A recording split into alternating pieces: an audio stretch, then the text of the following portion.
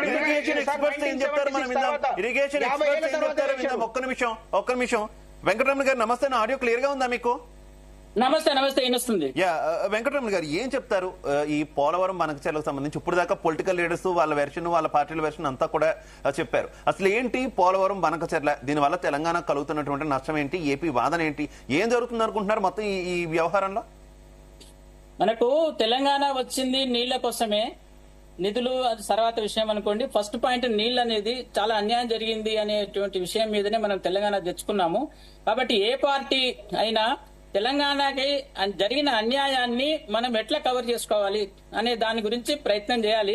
వీళ్ళు ఒకరికొకరు దుమ్మెత్తిపోసుకొని నువ్వు అడగలేదు అని అనకుండా మనం అందరం కూడా ఇప్పుడు యాక్చువల్ గా 299/512 అనేది బచావత్ చేసిన అన్యాయం. అది దానికి కృష్ణా పోర్ట్ లోపల వాళ్ళు సంతకం పెట్టుకున్నప్పుడు అప్పుడున్నటువంటి ట్రిబ్యునల్ ప్రకారంగా 299 తెలంగాణ కేటాయించారు, 512 ఏపీ కేటాయించారు. అది దాన్ని నిలయకూడదు. మీరు సంతకాలు పెట్టుకున్నారు ఇద్దరు సీఎంలు అంటే అది నిలిచిపోతుంది, అది నిలబడుతుంది, దాని మీద మళ్ళా అట్లనే కంటిన్యూ అవుతుంది. అట్లా కాకుండా అది అన్యాయం జరిగింది, అందరూ చెప్పాలి అది అన్యాయం జరిగింది. ఆ అన్యాయం ప్రకారంగానే అప్పుడున్నటువంటి సీఎం గాని అప్పుడున్నటువంటి ఆ ఇద్దరు సీఎంలు సంతకాలు పెట్టుకోవాల్సి వచ్చింది. కానీ అప్పుడే ఒక అడిగేది ఉండే విషయం, మాకు ఇది జరిగింది అన్యాయము 299/512 అనేది, కాబట్టి మేము 299 ఒప్పుకోము, అట్లీస్ట్ మేము 50% పంచుకుందాము ఆ ట్రిబ్యునల్ వచ్చాక అనేటువంటి ఒక విషయాన్ని ఇద్దరు సీఎంలు అనుకునేది ఉండే. అది అనుకోలేదు, అది జరిగింది పొరపాటు. మళ్ళీ ఇప్పుడు ట్రిబ్యునల్ వచ్చేంత వరకు కూడా ఈ కొత్త ట్రిబ్యునల్ గురించి కూడా మనము కొత్త ట్రిబ్యునల్ ఎందుకు వచ్చిందండి, కొత్త ట్రిబ్యునల్ ఎట్లొచ్చింది అది నేను దాని గురించి కూడా మేము చాలా ప్రయత్నం చేశాము. ఈ కొత్త ట్రిబ్యునల్ రాలేదు, కొత్త ట్రిబ్యునల్ కాదు, ఇది బ్రిజేష్ ట్రిబ్యునలే. 2013 లోపల మొత్తం రెడీ పెట్టాడు, మొత్తం అవార్డు ఇవ్వడానికి రెడీ పెట్టాడు. ఓన్లీ గెజెట్ పబ్లికేషన్ మాత్రమే బ్యాలెన్స్ ఉన్నది. అప్పుడు తెలంగాణ ఫామ్ అయింది 2014 లోపల. కాబట్టి దీన్ని రివ్యూ చేయాలి, 2 స్టేట్ల మధ్యలో పంచాలి. ఈ రెండు ఏదైతే 811 ఏదైతే ఉందో ఈ 811 టీఎంసీని బ్రిజేష్ పంచాలి అంటే బ్రిజేష్ కి ఇచ్చినటువంటి ఇన్స్ట్రక్షన్ ఏంటి, 2 స్టేట్ల మధ్యలో పంచమని లేదు, అది ట్రిబ్యునల్ మాత్రమే పంచగలుగుతాయి. ఆ ట్రిబ్యునల్ కి ఆ స్కోప్ లేదన్నమాట. ఆ స్కోప్ ఇవ్వడానికి మనకు 10 ఏళ్లు పట్టింది ఆ స్కోప్ మనం తెచ్చుకోవడానికి. సో అది ఒక విజయమే. అది ట్రిబ్యునల్ లోపల 2 స్టేట్ల మధ్యలో మళ్ళీ దాన్ని రివ్యూ చేసి, అంటే మొదటి నుంచి జాగ్రఫికల్ ఏరియా, పాపులేషన్, తర్వాత మిగతా అవసరాలు ఇవన్నిటి కూడా డీప్ గా ఆలోచించి మిగతా స్టేట్స్ తో పాటు, అంటే అప్పుడు ఎట్లయితే ముందు రివ్యూ చేశారో అప్పుడు బచావత్ ఎట్లయితే రివ్యూ చేసిండో బేసికల్ గా అప్పుడు మనము తెలంగాణ లేదు కాబట్టి మనకు అన్యాయం జరిగింది. ఇప్పుడు తెలంగాణ వచ్చింది కాబట్టి ఇన్ ప్రాస్పెక్ట్ ఆఫ్ తెలంగాణ లోపల తెలంగాణ కూడా మాట్లాడుతుంది. ఇప్పుడు మనం కూడా సబ్మిట్ చేశాము తెలంగాణ తరఫున 700 టీఎంసీల వరకు మనం సబ్మిట్ చేశాము. ట్రిబ్యునల్ లోపల ప్రొసీడింగ్స్ లోపల మనం మాట్లాడుతున్నాము. దాన్ని ఒప్పించుకోవాలి, అందరు కలిసి దాన్ని ఒప్పించుకోవాలి. నువ్వు 299 టీఎంలు సంతకం పెట్టినావు కదా అనేటువంటిది ఇప్పుడు అక్కడ రాదు. అక్కడ అది జస్ట్ పర్మనెంట్ టెంపరీ అరేంజ్మెంట్ మాత్రమే. అది ఆ సంవత్సరంలో ఎలా నీళ్లు వాడుకోవాలని కేఆర్ఎంబి కూడా పవర్స్ లేవు, నీళ్ళు పంచే పవర్స్ లేవు. ఉన్న ట్రిబ్యునల్స్ ను ప్రకారంగా కేఆర్ఎంబి నీళ్లను వినియోగించుకోవడానికి అనుమతిస్తుంది. ఇంకొక విషయం నేను చెప్పాలనుకుంటున్నాను, ఈ జీడబ్ల్యూడిటి అవార్డు ఏదైతుందో నిన్న రిటర్న్ చేసింది కారణం ఏంటంటే, మీరు జీడబ్ల్యూడిటి అవార్డును రివ్యూ చేయండి, ఆ రివ్యూ చేయించుకోండి. సిడబ్ల్యూసీ లోపల 3000 టీఎంసీలు సముద్రంలో పోతున్నాయి అంటున్నారు. అసలు మొత్తం 3000 టీఎంసీలే మొత్తం గోదావరి బేసిన్ లో ఉన్నాయి. దాంట్లో మహారాష్ట్రకి 890 టీఎంసీలు, 625 టీఎంసీలు మధ్యప్రదేశ్ అండ్ ఛత్తీస్గఢ్ కలిపి, ఇంకా అది కూడా పంచలేదు వాళ్ళకి 2 స్టేట్ల మధ్యలో.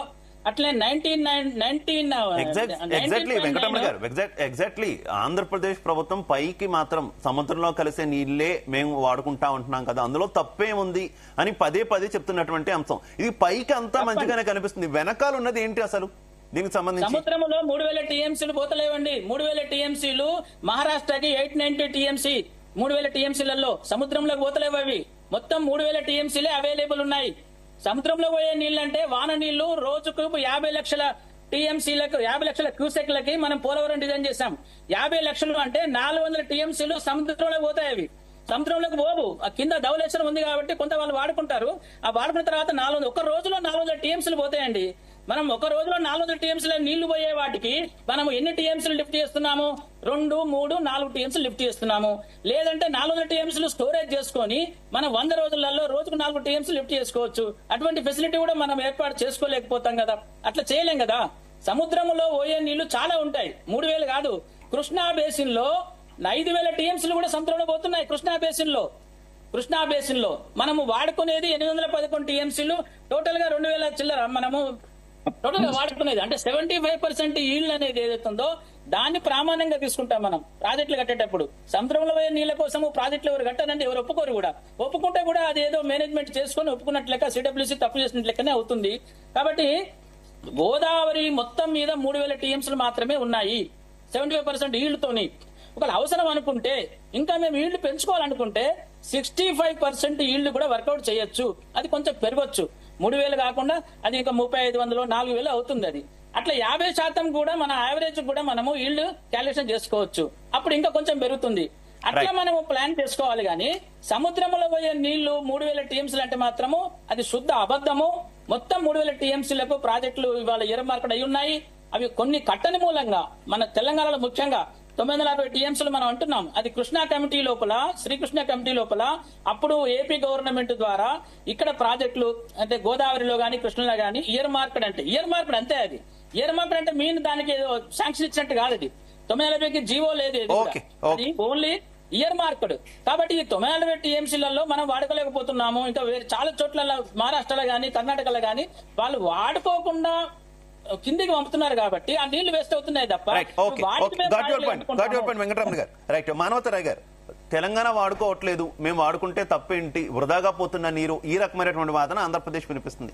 ఏంటి ఇప్పటికైనా సరే గోదావరి జలాలు వాడుకునేందుకు ఏమైనా కాంగ్రెస్ సర్కార్కి ఏమైనా కార్యాచరణ ఏదైనా ఉందా? కాళేశ్వరాన్ని అయితే మొత్తానికి పూర్తిగా ఎందుకు పనికిరాదని మీరు మాట్లాడుతున్నటువంటి పరిస్థితి. ఇంకా ఏదైనా ఇతర ప్రాజెక్టుల విషయంలో ముందుకెళ్లే అవకాశం ఏమైనా ఉందా కాంగ్రెస్ సర్కార్? తప్పకుండా. అదే కదా ప్రాణహిత చేవిళ్ళని వాళ్ళు డిజైన్ మార్చి దాన్ని ఆగం చేశారు. దాదాపు 11,000 12,000 కోట్ల ఖర్చు పెట్టి